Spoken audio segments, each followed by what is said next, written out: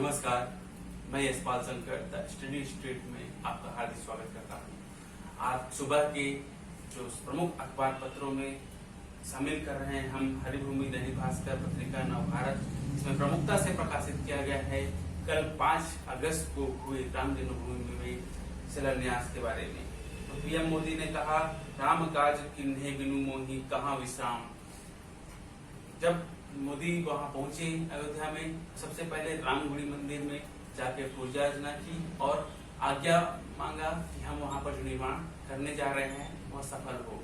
उसके बाद राम मंदिर में जो रामलला का अस्थायी मंदिर बना हुआ है वहां पर पहुंचकर साष्टांग दंडवत करते हुए प्रणाम किया और उसके बाद फिर पूजा स्थल में पहुंचे। तो पूजा स्थल पहुंचने के बाद वहां पर जो 22.6 किलोग्राम की शिला के साथ भूमि पूजन का कार्य संपन्न हुआ और 12:44 पर 44 मिनट 8 सेकंड पर वहां पूजा अर्चना संपन्न हुई। विधि विधानों के साथ वहां के पुजारियों ने यहाँ पूजा अर्चना संपन्न कराई। 492 साल के बाद अयोध्या में अपने इतिहास का पन्ना फिर से पलट दिया है। 29 साल बाद नरेंद्र मोदी अयोध्या आए। इससे पहले वे 1991 में अयोध्या आए थे। 9 ईंटों के साथ में शिलाएं स्थापित की गई। वहां पर इन 9 ईंटों का नाम नंदा, जया, भद्रा, रिक्ता, पूर्णा और अजिता, अपराजिता, शुक्ला और सौभागिनी है। तो मोदी अयोध्या में रामलला, हनुमान जी के दर्शन करने और भूमि पूजन जैसे कार्यक्रमों में जाने वाले पहले प्रधानमंत्री बन गए हैं।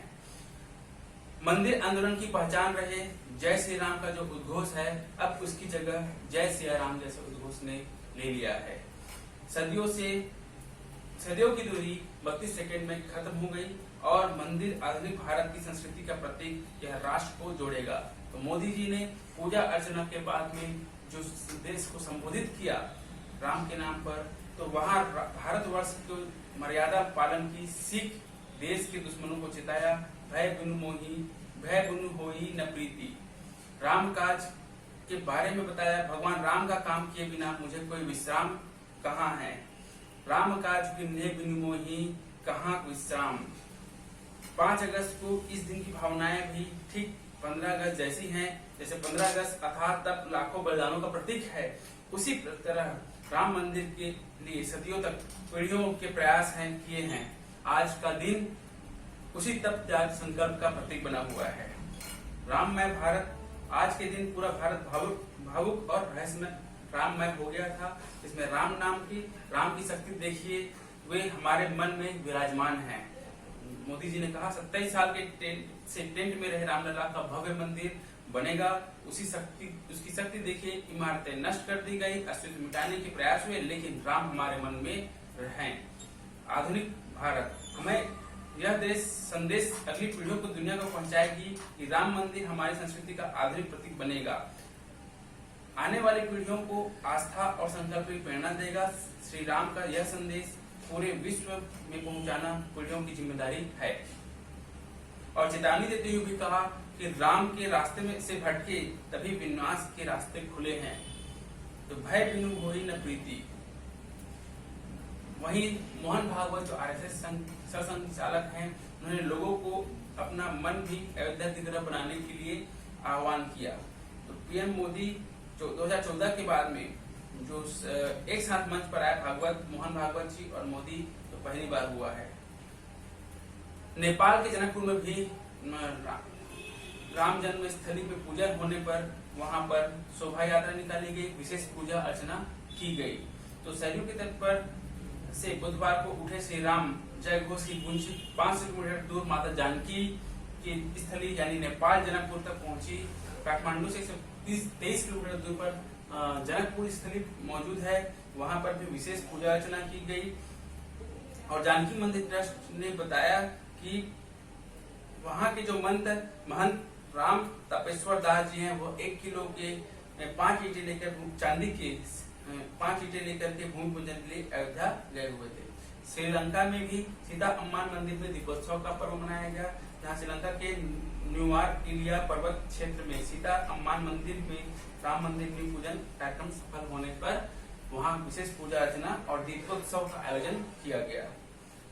अब भूमि पूजन होने के बाद में अब नक्शा पास होगा, 10 दिन में नींव खोदना शुरुआत हो जाएगा।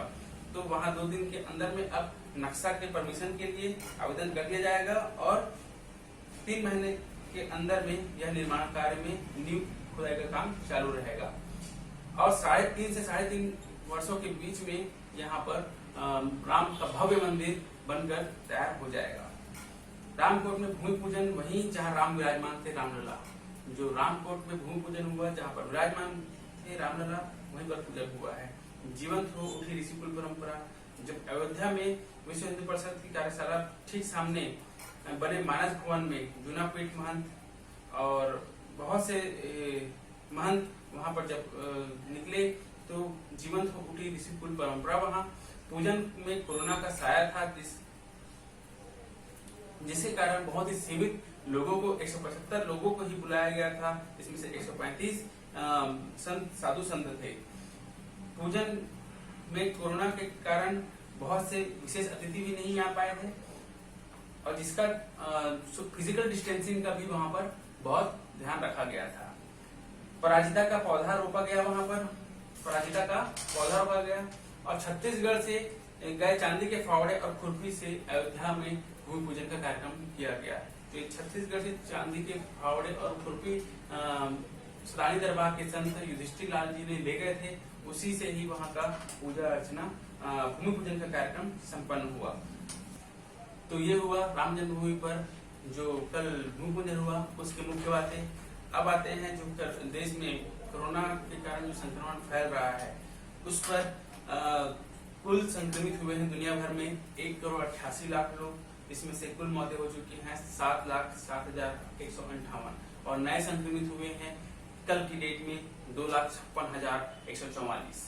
तो वही टॉप में अभी अमेरिका जो है 49,36,836 में है और ब्राजील 28,17,473। भारत का जो आंकड़ा है वो 19 लाख के पार हो चुका है, 19,58,000 और कुल संक्रमित हुए कल के डेट में नए संक्रमित हुए कल के डेट में 57,090 लोग संक्रमित हो गए हैं। ये लगभग 60,000 के आसपास पहुंच गया है और छत्तीसगढ़ में जो कुल संक्रमित हुए हैं अभी तक 10,499 लोग हुए हैं और कल की डेट में 295 संक्रमित हुए थे और वही रायपुर में 142 संक्रमित हुए हैं और कुल संक्रमित हुए रायपुर में 3,563 और वहीं कल एक व्यक्ति की मौत हो गई है रायपुर में और जसपुर में एक व्यक्ति, इस तरह से कुल 2 लोगों की मौत हुई है कल की डेट तक के। तो प्रदेश में 295 नए मरीज और इनमें से रायपुर में 142 लोगों की मौतें भी हो गई हैं और सरकार ने अब सीएम भूपेश के मंत्रियों के साथ हालात की समीक्षा की बैठक ली कल और लॉकडाउन नहीं बढ़ाएगी सरकार, जिलों में कलेक्टर करेंगे फैसला। तो 6 तारीख को जो लॉकडाउन खत्म हो रहा है, 7 तारीख से जो फैसला लिया गया है उसमें इसे लॉकडाउन को आगे नहीं बढ़ाने का फैसला लिया गया है और जहां पर कोरोना का संक्रमण ज्यादा है वहां पर फैसला वहां के कलेक्टर लेंगे। तो लॉकडाउन आज रात को जो खत्म हो जाएगा, कल से बाजार जो होंगे वह सुबह शाम को 6 बजे बंद हो जाएगा। सब्जी किराना की जो जरूरी सामान है वह सुबह 6 बजे से 12 बजे दोपहर तक खुला रहेगा। इसमें सब्जी, फल, किराना, दूध तथा नॉनवेज की दुकानें, ब्रेड वगैरह सब ये सुबह 6 बजे खुलकर दोपहर 12 बजे बंद हो जाएगी। फिर बाकी जो दुकानें हैं 12 बजे से दोपहर 12 बजे से शाम को 6 बजे तक के खुले रहेंगे। 7 बजे के बाद में कर्फ्यू लागू हो जाएगा। तो बाकी जो दुकानें हैं उस पर खोलने का फैसला 12 बजे के बाद लिया गया है। गैस पेट्रोल शाम 5 बजे तक खुला रहेगा और सरकारी दफ्तर भी कल से खुलेंगे। व्यापारी चाहते थे कि 9 से 6 का टाइमिंग रहे, परंतु बैठक में यह फैसला 12 से 6 का लिया गया है। कल दोपहर छत्तीसगढ़ के लिए विशेष एक और रहा है कि जो गोधन न्याय योजना है उसके तहत 46,000 गौपालकों को 1,65,00,000 रुपए सीएम बोले साल भर मिलेगा रोजगार।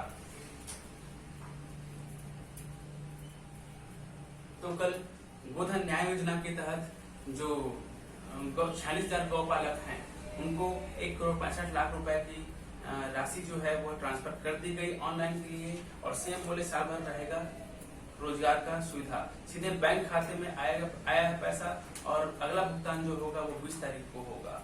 तो 46,000 से अधिक जो गोपालक किसान हैं उनसे खरीदे गए पैसे कल ऑनलाइन ट्रांसफर कर दिए गए। देश और दुनिया में इस अनूठी योजना तो गांव के लोगों को साल भर रोजगार मिलेगा, इस तरह से बात की गई है। और साथ ही जो बस्तर टाइगर है महेंद्र कर्मा के नाम से तेंदुपत्ता संग्राहकों के लिए योजना की शुरुआत की गई, जिसमें 12.5 लाख परिवारों को इसका लाभ मिलेगा। और जो दुर्घटना के कारण जो मौत होगी उसमें 4 लाख रुपए, और जो सामान्य मौत होगी तेंदुपत्ता संग्राहक की उसको 2 लाख रुपए, जो समान विकलांग हो जाएंगे जो उनको भी 2 लाख रुपए की राशि प्रदान की जाएगी। कोरोना संक्रमण के कारण जो कॉमन लॉ एडमिशन टेस्ट होता है क्लैट, उसको स्थगित कर दी गई है और नई तारीख बाद में करने की घोषणा की गई है। Digital strike Xiaomi app browser को केंद्र ने बैन कर दिया है। और दैनिक भास्कर का एक प्रोग्राम ला रहा है जिसमें स्टूडेंट की प्रतिभा देखने के लिए नेशनल प्लेटफॉर्म बनाया गया, जिसके तहत साइंस, टेक्नोलॉजी, करंट अफेयर्स और अन्य क्षेत्रों के गहराई से ढूंढने का मौका मिलेगा बच्चों को, जिसमें 5वीं से 6वीं तक कैटेगरी ए रखा गया है और 7वीं से 8वीं कैटेगरी बी और 9वीं से 10वीं कैटेगरी सी में रखा गया है। इसके तहत लोगों के जूनियर एडिटर 5 का यह आयोजन किया जाएगा। सोना का रेट अब 56,000 से ज्यादा हो चुका है और चांदी का 72,000 से पार कर गया है। 56,181 सोना का रेट हो चुका है और चांदी का 72,726 रुपए हो चुका है। व्हाट्सएप संदेश फॉरवर्ड करने से पहले जांच कर सकेंगे, उसकी सत्यता की जांच कर सकेंगे। तो यह अभी सीमित देशों के लिए लागू हुआ है, अभी इंडिया में लागू नहीं हुआ है, परंतु सर्च द वेब के माध्यम से व्हाट्सएप में जो भी खबर आ रहा है उसकी सत्यता को जांच करने का एक ऑप्शन भी आने वाले समय में लोगों को मिलेगा। सुशांत सिंह राजपूत के केस में जो सीबीआई जांच के लिए केंद्र सरकार ने मंजूरी मांगी थी, उसकी अधिसूचना जारी कर दी गई है। सुप्रीम कोर्ट ने उस पर परमिशन दे दिया है कि बेहद प्रतिभाशाली कलाकार संदिग्ध हालत में अगर चला गया है तो सच सामने आना चाहिए। इसके तहत वहां पर सीबीआई जांच की परमिशन दे दी गई है। बिहार और मुंबई पुलिस के टकराव से अदालत नाराज हुआ है और मुंबई पुलिस को फटकार लगाया। क्वारंटाइन करने पर महाराष्ट्र जो आईपीएस अफसर थे पटना के, उन्हें क्वारंटाइन करने के कारण महाराष्ट्र पुलिस को सुप्रीम कोर्ट ने फटकार लगाया है। अब फ्यूचर ब्रांड इंडेक्स में पहली बार भारत के 2 ब्रांड आए हैं। एंट्री लेते ही सीधे 2 नंबर पहुंची रिलायंस, टीसीएस 65वें नंबर पर। तो फ्यूचर ब्रांड इंडेक्स जो जारी किया गया है उसमें जो रिलायंस कंपनी है वो सीधे दूसरे पायदान पर आई है और टीसीएस 65वें नंबर पर आया है। कश्मीर पंडितों और गुज्जरों को की उम्मीदें 1 साल बाद भी अधूरी है। जो भारत अनुच्छेद 370 के बदलाव के बाद में अब वहां पर जब 1 साल हो चुका है तो नई डोमिसाइल नीति के बावजूद घाटी में बचने वाले कम हैं और जम्मू में ज्यादा हैं। तो पीआरसी जो है, जो परमानेंट रेजिडेंस सर्टिफिकेट है, उसके लिए वाल्मीकि समाज के युवाओं में जगी आस है, क्योंकि जब परमानेंट रेजिडेंस सर्टिफिकेट के लिए सफाई कर्मचारी के बच्चे नौकरी के मरहूम थे, अब उन्हें नौकरी, सरकारी नौकरी मिलने की एक आस आ चुकी है।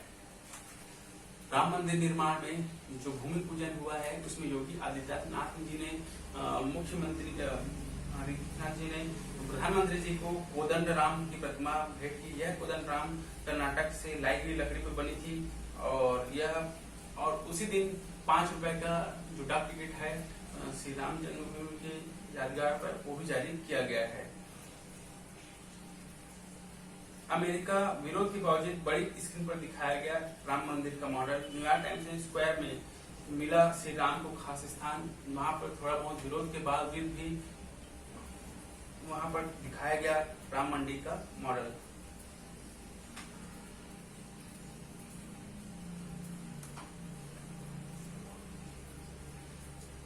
वही विभिन्न अंतरराष्ट्रीय अखबारों में देखें तो द डॉन ने सेक्युलर भारत को हिंदू राष्ट्र बदलने का कदम बताया इस राम मंदिर पूजन को, और अल जजीरा ने कानूनी कार्रवाई पूरी नहीं हुई, नींव रखी जा रही है यह कहा। और CNN ने कहा भूमि पूजन तब जब रोज 50,000 संक्रमित मिल रहे हैं। अब लेबनान के बेरूत में धमाके हुए थे, बम विस्फोट हुए थे, उसमें 135 लोगों से ज्यादा की मौत की खबरें आ रही हैं और 5,000 से ज्यादा लोग घायल हो चुके हैं।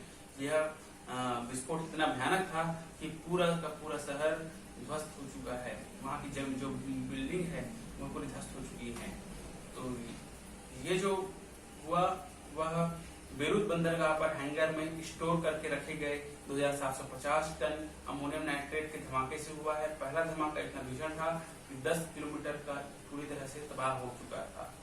ऑस्ट्रेलियाई प्रधानमंत्री ने कहा अब हिंद प्रशांत गठबंधन बेहद जरूरी है कि चीन को घेरने की तैयारी में भारत प्रशांत क्षेत्र में चीनी दखल से नाराजगी है, जिसके लिए चीन ने दखल के बदले सामरिक सम्मिलीकरण शांति के लिए गठबंधन जरूरी। मॉरिसन ने कहा चीन ने 370 हटाने को अवैध बताया। भारत ने कहा दूसरे देश के मामले में न बोले।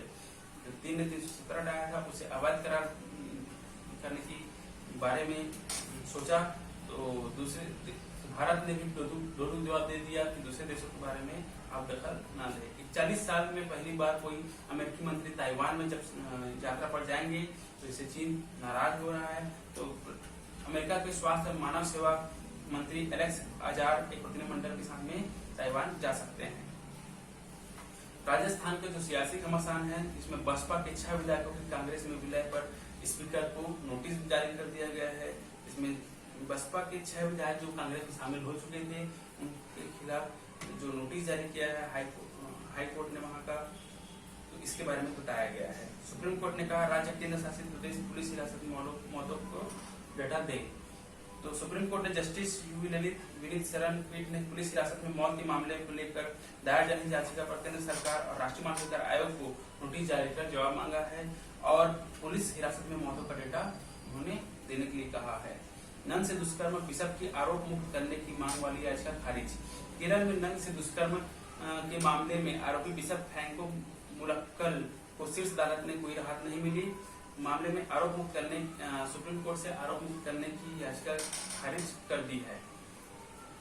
अब आते हैं अन्य समाचार पत्रों के मुख्य खबरों पर, जिसमें रामलला के ननिहाल पर पवित्र मिट्टी से चांदी का राफा बनने से भूमि पूजन हुआ और 20,000 इसी माह में जो कोरोना संक्रमण फैला है, एक माह में जो जुलाई माह में 20,000 से ज्यादा कोरोना संक्रमण फैला हुआ है, उसके बारे में बताया गया। और स्वास्थ्य मंत्री के बंगले से 7 और कर्मचारी मिले हैं संक्रमित। पीएचई मंत्री का पीएसओ भी पॉजिटिव पाया गया है। जम्मू कश्मीर के उपराज्यपाल जीसी मुर्मू ने इस्तीफा दे दिया है और उन्हें अब केंद्र में महत्वपूर्ण जिम्मेदारी देने की बात कही जा रही है। स्वतंत्रता दिवस पर नहीं होंगे सांस्कृतिक कार्यक्रम, तो इस बार स्वतंत्रता दिवस पर सांस्कृतिक कार्यक्रम नहीं होने की बात कही गई है। सोशल डिस्टेंसिंग के साथ में संक्षिप्त समारोह पर ही स्वतंत्रता दिवस का आयोजन किए जाने की बात कही जा रही है। राजधानी में मुख्यमंत्री करेंगे ध्वजारोहण, बच्चे नहीं आएंगे। तहसील और जनपद में नहीं होगा कार्यक्रम। तो इस तरीके से रायपुर समेत कई जिलों में येलो अलर्ट जारी कर दिया गया, तेज बारिश का अनुमान किया गया है। यहाँ पर दो दिनों के लिए येलो अलर्ट जारी कर दिया गया है और यहाँ तेज बारिश होने की संभावनाएं जताई जा रही है। तो सभी न्यूज जो महत्वपूर्ण खबरें हैं उन्हें हम यहाँ पर शामिल कर लिए हैं और उनके खास बातों का अवलोकन कर लिया गया है। तो इसी के साथ हम आज का यह अवलोकन यहीं पर समाप्त करते हैं। आपके सुझावों के साथ में हम तत्पर हैं सुधार करने के लिए। तो इसी तरह हमें सहयोग करते रहिए। धन्यवाद।